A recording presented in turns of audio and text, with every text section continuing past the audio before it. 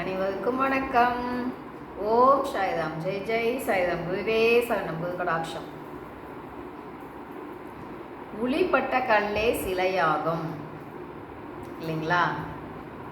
அதை போல நமக்கு வருகின்ற துன்பங்கள் அனைத்துமே நம் மனதை தூய்மைப்படுத்தவே, நம்மை துன்பப்படுத்த அல்ல. சரிங்களா? இப்போ நம்ம இன்பம் வந்துச்சுன்னு வைங்களேன், நம்ம என்ன பண்ணுவோம்?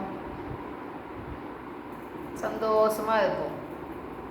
இன்பம்னா சந்தோஷமாக இருப்போம். இதே துன்பம்னா என்ன பண்ணுவோம்? ரொம்ப சோகமாக ஆயிடுவோம் இல்லைங்களா? அப்போ என்ன பண்ணணும்? எல்லாத்தையுமே ஃபேஸ் பண்ணுறதுக்கு ரெடியாக இருக்கணும்.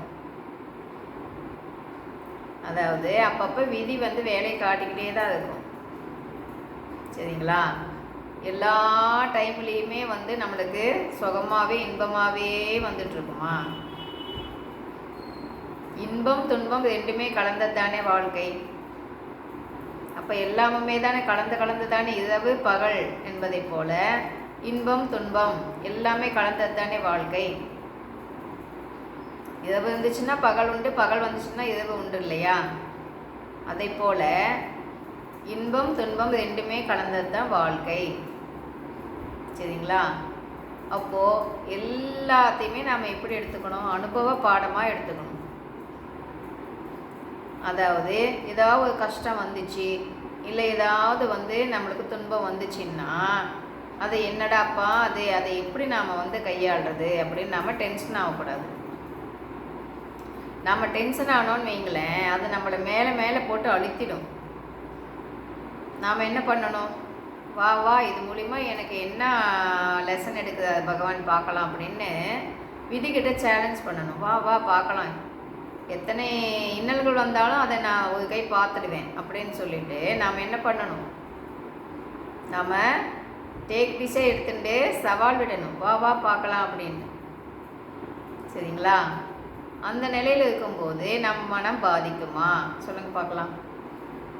பாதிப்படையாது இல்லையா?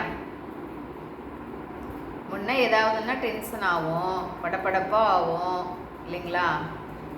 அதெல்லாம் இல்லாமல் எது வந்தாலும் பார்த்துடுவோம் அப்படின்னு நாம் ஸ்டடியாக இருக்கணும். சரிங்களா? அப்படி இருக்கும்போது என்ன ஆகும்னா, எனி டைம் மனம் ஹாப்பியாக வச்சுக்கலாம். நம்ம ஏதாவது யாருனாச்சும் திட்டினா கூட அதை நம்ம எப்படி எடுத்துக்கணும்? நம்ம கர்மாவை கழிக்குதாங்க அப்படின்னு நம்ம அதை விட்டுடணும்.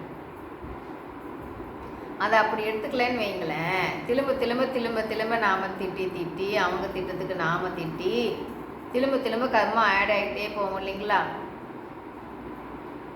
இப்போ நாம் என்ன நினைக்கணும்னா, அப்பப்பா நாம் வாங்கிட்டு வந்த கர்மாவை இவங்க கழிச்சிட்டாங்களே, இவங்க என்ன அது மூலிமா இன்னல் படுவாங்களோ அப்படின்னு நாம் அவங்கள பார்த்து நாம் இவங்க என்ன கஷ்டப்படுவாங்களோ அப்படின்னு நாம் அப்படி தான் நாம் அவங்கள நினைக்கணுமே ஒழிய அவங்கள நாம் திருப்பி திட்டலாமா அப்படின்னா திட்டக்கூடாது. அப்படி திட்டுறது மூலிமா என்ன ஆகும்னா திரும்ப அந்த கர்மா ஆட் ஆகும். சரிங்களா? அந்த கர்மாவை திரும்ப மேலே நாம் சேர்க்கக்கூடாது இல்லைங்களா? என்ன வாங்கிட்டு வந்தோமோ அந்த கர்மாவை கழிக்கணும், அதுக்கு தான் வாழ்ந்துட்டுருக்கோம். திரும்ப எதை ஆட் பண்ணலாமா? கூடாது இல்லையா? அப்போ நாம் என்ன பண்ணணும்? மெயினாக எல்லாத்தையுமே ஆன்மாவாக பார்க்க ஆரம்பிச்சிடணும். முடிஞ்ச வரைக்கும் எல்லாத்துக்குமே என்ன உதவி தேவைப்படுதோ அதை நம்ம செஞ்சுக்கிட்டே இருக்கணும். அப்படி செஞ்சுக்கிட்டே இருக்கும்போது நமக்கு என்ன உதவி தேவைப்படுகின்றதோ தக்க சமயத்தில் அது நம்மளை சேர்ந்துடும். உண்மையாலுமே நடக்கும். இந்த பகவானே அதை நமக்கு நடத்தி கொடுத்துடுவார். சரிங்களா? மற்றவங்களுக்கு ஒரு உதவின்னு சொல்லும்போது நாம் பண்ணும்போது நமக்கான உதவி தன்னால் நம்மளை தேடிட்டு வந்துடும். இப்போது அந்த ராமாயணத்திலே பார்த்தோம் இல்லைங்களா? சீதா தேவி ராவணை உனக்கு உணவே இல்லை, நீ உட்காந்துட்டுரு அப்படின்னு சொல்லும்போது அந்த பறவைகள்லாம் கொண்டு உணவு கொடுக்குது பார்த்தீங்களா? நாம் என்ன உதவி பண்ணுறோமோ அந்த உதவி நம்மளுக்கு நம்மளை தேடிட்டு வந்துடும். சரிங்களா? தக்க சமயத்தில் அது நம்மளுக்கு கை கொடுக்கும். அதுக்கு தான் அந்த பாட்டே சொன்னாங்க இல்லைங்களா? தர்மம் தலை காக்கும், தக்க சமயத்தில் உயிர் காக்கும் சொன்னாங்களா இல்லையா? அது உண்மையான பாடல். ஒவ்வொன்றும் வந்து அனுபவமாக ரசித்து பாடிருக்காங்க இல்லைங்களா? இவ்வளோ நல்லா வந்து நல்ல விஷயத்த அந்த பாடலாக அப்படியே எத்தனை பாடல்களில் சொல்லியிருக்காங்க இல்லையா?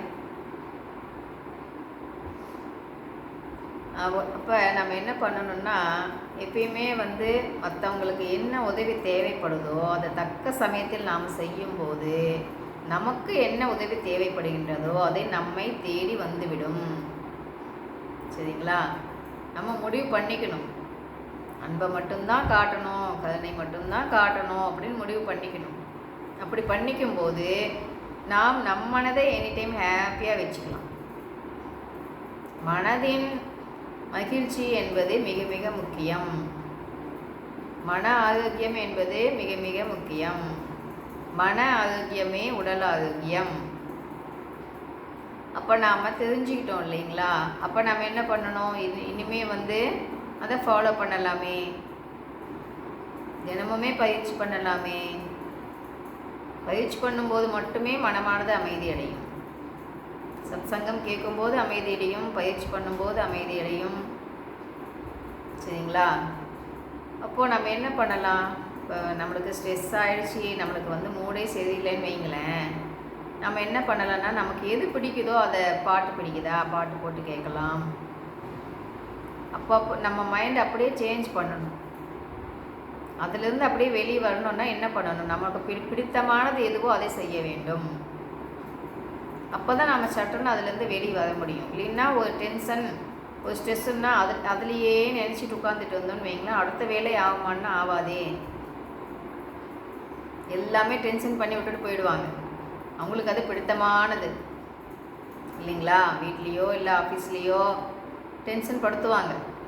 படுத்தாமலாம் இருக்கவே மாட்டாங்க. எல்லாமே கலந்தது தானே வாழ்க்கை. அப்போ நம்ம என்ன பண்ணலாம்? சட்டுன்னு அதுலேருந்து வெளியே வந்துடணும். அதையே நினச்சிட்டு அதிலேயே உட்காந்துட்டு வந்தோன்னு வைங்களேன், நம் மனமானது பாதிக்கப்படும். மனமானது பாதிக்கப்பட்டுச்சுன்னா அது மூலிமா உடலானது பாதிக்கப்படும். உடலானது நம்மளுடைய அந்த சக்தியெல்லாம் கீழே விட்டாப்படி ஆகி போயிடும். அடுத்த வேலை ஆகுமான்னா ஆகாது. சரிங்களா? அப்போ என்ன பண்ணலாம்? எது நடந்தாலும் அதை உள்ளுக்குள்ளே போட்டு அழுத்தாமல் மனதை எனி டைம் வெள்ளை துணியாட்டம் வெண்மையாக வைத்து கொள்ள வேண்டும். மனப்பதிவுகளை முழுமையாக அழிக்க வேண்டும். சரிங்களா? அந்த மனப்பதிவெல்லாம் ரெக்கார்ட் பண்ணி வச்சுருக்கோம் இல்லைங்களா? அந்த பதிவியெல்லாம் அழிக்கும்போது மட்டும்தான் மனமானது அமைதியாக இருக்கும். மனம் அமைதி அடையணும் இல்லையா? எல்லாமே தான் மாற்றி மாற்றி மாற்றி மாற்றி ஏதேதோ நடந்துகிட்டே இருக்கும். இன்றைக்கி ஒன்று நடக்கும், நாளைக்கு ஒன்று நடக்கும். அது மூலிமா பல ஸ்ட்ரெஸ்ஸு, பல டென்ஷன் எல்லாத்தையும் போட்டு உள்ளுக்குள்ளேயே அழுத்தி அழுத்தி அழுத்தி வச்சுக்கிட்டு இருந்தால் மனமானது என்னத்துக்கு ஆகும்? சொல்லுங்க பார்க்கலாம். அப்பப்போ அதுலேருந்து வெளியே வந்துடுங்க. தயவு பண்ணி வெளியே வந்துட்டு மனதை தூய்மையாக தொடச்சி வச்சுக்குவோம். உள்ளுக்குள்ளே எந்த ரெக்கார்டும் வேணாம். சரிங்களா? அந்த ரெக்கார்டு தான் நம்மளை வந்து இன்னும் மேலே மேலே மேலே மேலே பாதிப்புக்கு ஆளாக்கிட்டே இருக்குது. ஆமாம் தானே? அப்போ எப்பயுமே நாம் மனதை தூய்மையாக வைத்துக்கொள்வோம். மனதில் எந்த ரெக்கார்டும் இல்லாமல் அழிச்சிட்டு புதுசாக வந்தால் எப்படி நாம் பழகுவோமோ அதுபோல் எல்லாத்துக்கிட்டையுமே பழகணும். சரிங்களா? அப்போ தான் நாமளும் ஹாப்பியாக இருக்க முடியும், மற்றவங்களையும் ஹாப்பியாக வச்சுக்க முடியும். இப்போ பகவான் என்னென்ன சொல்கிறாரோ அதையெல்லாம் ஃபாலோ பண்ணுவோம். விடாமல் பயிற்சி பண்ணுவோம். விடாமுயற்சி வெற்றி கொடுப்போம். வெற்றி நிச்சயம். பாய். கேட்டதுக்கு நன்றி.